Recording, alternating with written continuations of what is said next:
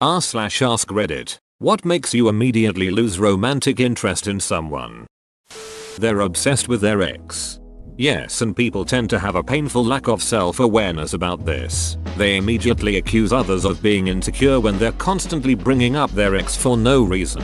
Like if we're at Red Lobster, I don't need to know what your ex used to order. I don't need to know their favorite movie or really anything about them that doesn't relate to you in some way. It becomes really obvious when someone still has strong feelings for their ex, and it's sad when they're the only person who can't seem to see it.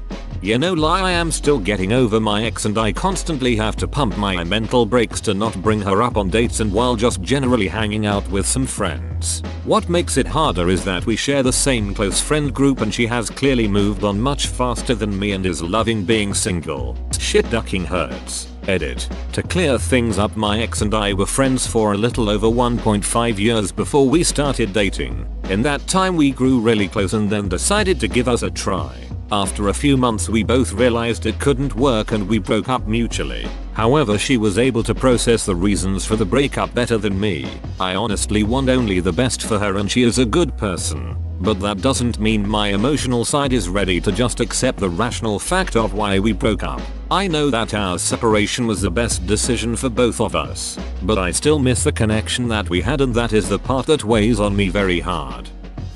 Talking at you, not with you. It's amazing how common this is. 5-ish years ago, after breaking up with my ex, I spent 3 months on OkCupid saying yes to every guy who asked me out unless he said something that made me think he was a creep or we had literally nothing in common. Anyways, ended up going out with probably 20-ish guys in the time period, and every single one except my now fiance went exactly like this. Me. Asks questions about their life, likes, interests. Them. Talks for 10 minutes and then stops. Me. Says something about what they said to try and connect us. You just moved here. I remember when I just moved it was tough. What brought you here? Them. Ignoring the connection and talking more about themselves. Also them. Never ask me a single question. Like, why go on a date if you are not interested in learning about the other person at all? Yes. To me, a conversation is a back and forth activity. I just quit seeing a guy who never let me respond to anything when I did. He wouldn't even respond and kept blathering on. Those people who just keep talking about themselves get so tiring. I need somebody who also asks questions and listens to my responses to keep the conversation more balanced. When they don't know the difference between being funny and being obnoxious. Scanning this thread to find reasons why someone may have suddenly lost interest in me. We might have a winner here. Sigh, is this another one of your bits? You joke. Yet I heard this last night. They enjoy putting other people and their hobbies down. I recently went out with a girl who was going to a D&D game after our date. She spent a significant amount of time negging me for being into D&D. It was very confusing. Did you two play different editions or something? Maybe she was a 2nd edition purist. I'm sure that's what it is. If they shit in the shower, you think it doesn't go on. I'm here to tell you it does. I mean, I've heard of pissing in the shower, but shitting? WTF. Don't know how to act in public, are unaware of feelings other than their own. Lack of situational awareness. If they constantly make you feel bad for them. Felt so bad and was so worried about him for so long that the one time I needed the emotion I couldn't have it. Fishing for pity is not attractive. If someone is telling me something sad, fine. If someone is telling sad things so I will feel bad for them, i.e. manipulative sympathy, then I cannot get out of there fast enough. I had a very straightforward conversation with a girl when I was young where she point blank told me I turned her off hardcore because I wasn't being confident and I was feeling sorry for myself. One of those sledgehammer moments where you cringe to think about how embarrassed you were then, but how grateful you are that someone told you like it was and you learned the lesson. If all of their exes were toxic or crazy, we all have one or two bad ones. But seriously, it's not always that. If it smells like shit wherever you go, you should check the bottoms of your shoes. When they have seemingly no opinion, no voice, when every answer is I don't care or I don't know. Like, Jesus Christ, I'm trying to find out what you like so that we can talk. Gimme something. It is annoying, but I used to be like this. My stepmom always told me that my opinion didn't matter until I was 18, which meant that she never listened to what I wanted and I was never allowed to ask for what I actually felt like doing, eating, watching when she was around. Long enough with that and you just learn not to speak up. I did eventually learn that most people care what you think, but it took some time and gentle nudging from the rest of my family. Emotional abuse from a parental figure is probably one of the best ways to turn someone into this sort of non-person. All the replies to this from people not recognizing this or calling people like this pathetic is just saddening. Doing dumb things and should know better. We had a new guy join our Friday social group. Very nice guy, attractive, at the bar. He took his old gum out of his mouth and stuck it to the bottom of the table. Really? So trashy. Whoa, didn't know that those existed outside of high school. I've worked in restaurants for a few years now and all of the tables have at least one piece of gum under them. All of them. If they say the words I know I'm an a-hole beach, like okay, I'll take your word for it. Also, if it becomes apparent that they have no self-awareness. To everyone in line, please ensure you have reached an acceptable medium between too self-aware and not self-aware enough. When I've heard that, they usually say it like it's a character virtue. When you come to them with a problem and they turn it into a conversation about them. I've shared this before, but one time I was out on a date with this girl I met online. I thought she was very attractive and we seemed to hit off well through texts. We're at this bar and she suggests we play a people watching game where we try to make up backstories for the other people there. I thought it sounded fun. Especially since I played a similar game with friends on the train sometimes. Plus it felt like a good icebreaker to get us talking. Well, she managed to take all the fun out the game by being ridiculously cruel in all her assumptions for no real reason at all. It felt like she was projecting issues she had onto these people. Like one guy was sitting at the bar alone. Could have been waiting for someone. You never know. But because he was alone he was a ducking loser with no friends that hates his life. Completely killed the mood and I lost interest in her after that. Couldn't see myself going on a second date with someone like that. That's what I call an efficient date. Right away you could identify she wasn't right for you. Anyone reading down this comment section looking to improve themselves? Yep. Watched her share a lollipop with her dog. Not she ate it and let the dog finish it. She had it in her mouth for a while then gave it to him for a minute. Back and forth like that until it was gone. Gross. Agreed. The hardcore dog lovers who treat their dogs like their boyfriends creep me out. I love animals, and I absolutely adore my own. But there's definitely a boundary that should never be crossed. When you realize they only listen to reply, not to understand. Chewing tobacco. I'm also not a fan of smoking, but it's not necessarily an instant deal breaker like chewing tobacco is. The truth is, I have seen too many men who would sit there and chew tobacco and then spit it into an empty Dr. Pepper bottle, and it grosses me out more than I can express. When I find out they have a kid, I know it's shitty to say, but it's the truth. I'm nowhere ready to have a kid in my life. No matter how much I like the person, I wouldn't be able to commit. As a single dad, I also agree that it's not shitty. It's a pretty common deal breaker. Having a kid definitely limits the dating pool, but it is what is.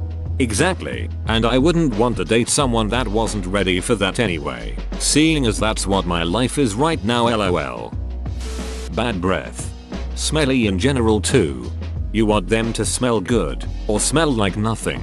Those are the only acceptable alternatives.